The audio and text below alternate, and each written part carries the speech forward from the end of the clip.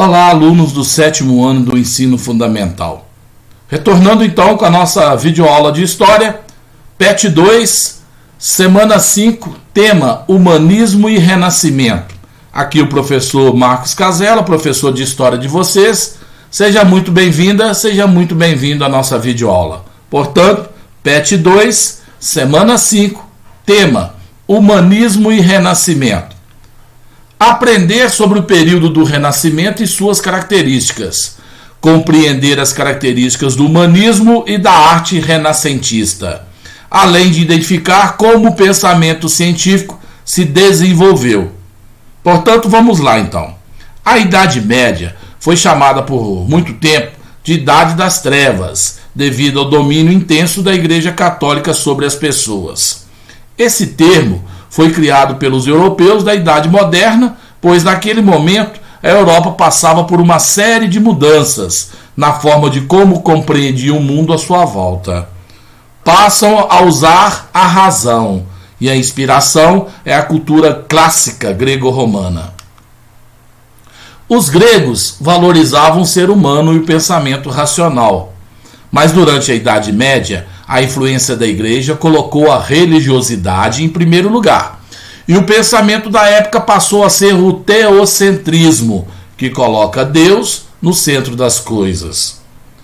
A partir do século XIV, depois de passar por uma série de crises devido às guerras, fome, a peste negra e mortes, alguns artistas e pensadores começaram a se inspirar nos gregos e em sua racionalidade. A primeira grande inspiração foi o humanismo, que valorizava o pensamento crítico e compreendia o ser humano como capaz de desenvolver habilidades que transformem a natureza. Os humanistas compreendiam que os seres humanos eram a medida das coisas e os estudos sobre o homem passou a ser o centro das atenções. Esse novo pensamento é chamado de antropocentrismo. Antropo é homem, olha, antropo é homem, centrismo estar no centro. Portanto, o homem como centro de todas as coisas. O humanismo influenciou as artes, a filosofia, a matemática e a literatura. Como eles reviviam a cultura grega, esse período ficou conhecido como Renascimento.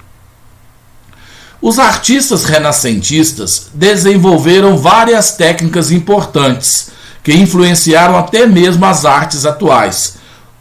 Uma das técnicas foi a perspectiva nas pinturas, que dá a impressão de profundidade e se aproxima do realismo. Outra técnica é a da proporção, que consiste em manter a diferença de tamanho entre as imagens. As imagens representadas são da mitologia grega ou religiosa. Um exemplo de todas essas características foi o desenho do Homem Vitruviano, feito por Leonardo da Vinci, que representa um homem de braços e pernas abertas dentro de um círculo e um quadrado, representando que o homem é a medida de todas as coisas. Aqui está o famoso desenho de Leonardo da Vinci, o Homem Vitruviano. Repare que braços e pernas abertas, o círculo e o quadrado, o homem como medida de todas as coisas. Aqui um autorretrato pintado de Leonardo da Vinci, né? Aqui a representação dele, pintado por ele mesmo. A principal característica do Renascimento é o racionalismo, ou seja, utilizar a razão para questionar todas as coisas, principalmente os dogmas da Igreja Católica, pois os renascentistas não aceitavam a posição religiosa sobre o funcionamento do mundo, a postura crítica e o princípio básico do pensamento científico, pois para se fazer ciência é preciso que se questione o mundo observável e crie hipóteses que devem ser comprovadas por meio dos experimentos. Alguns pensadores se destacaram nesse período, como Galileu Galilei, que desenvolveu a teoria heliocêntrica. Hélio, Sol. Heliocêntrica, a teoria que afirmava que o Sol é o centro do universo. ou seja, que é a Terra que gira em torno do Sol, e não o contrário. Outro pensador da época foi Erasmo de Roterdã, que discutia sobre o livre-arbítrio.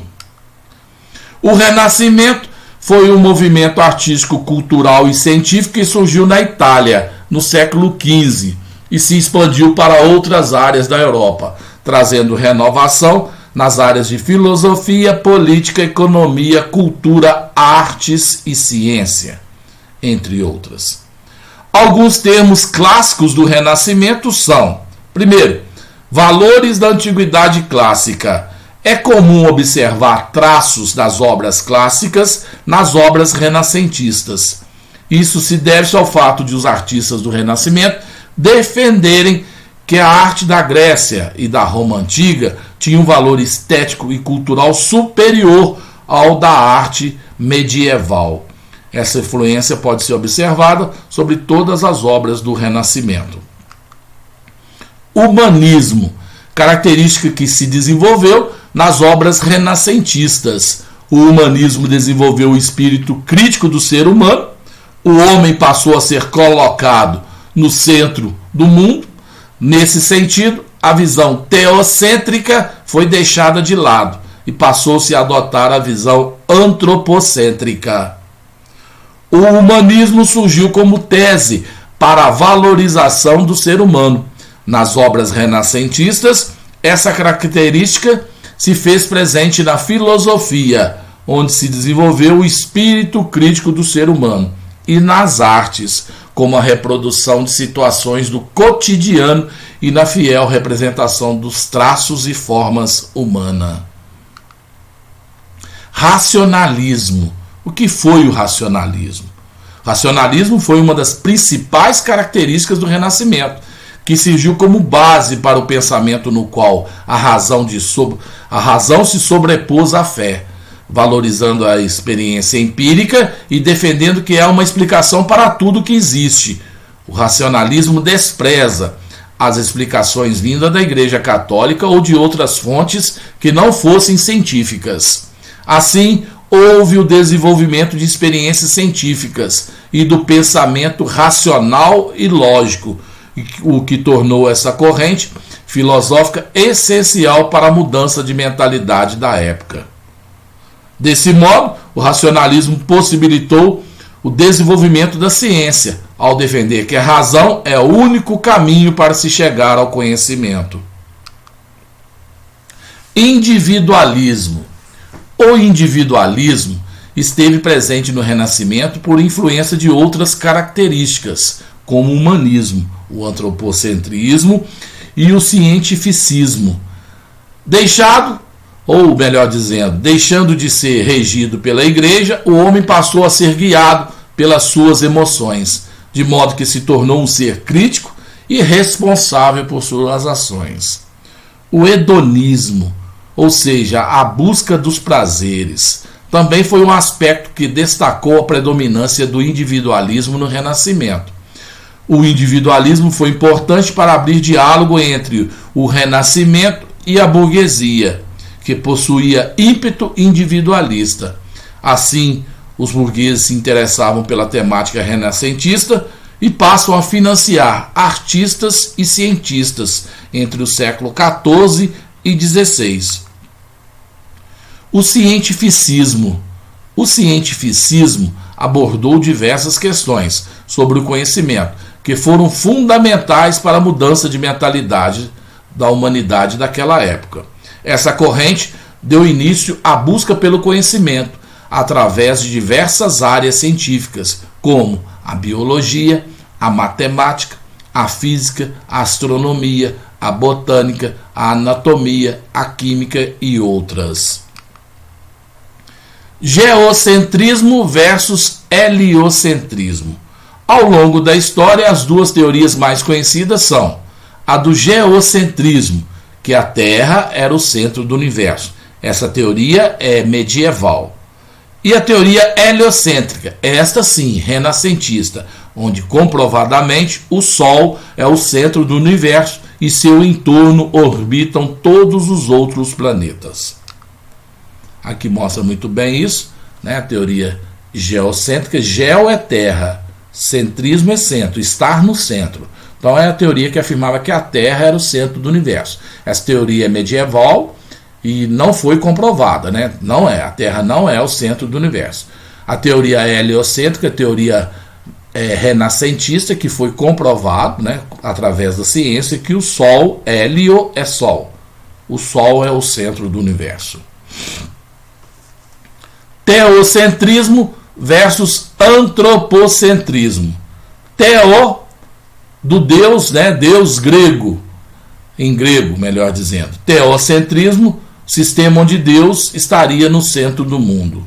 Assim, o antropocentrismo, antropo é homem, é um conjunto de ideias onde o homem representa a figura central, nos campos da cultura, ciência, sociedade e a principal referência para o entendimento do mundo.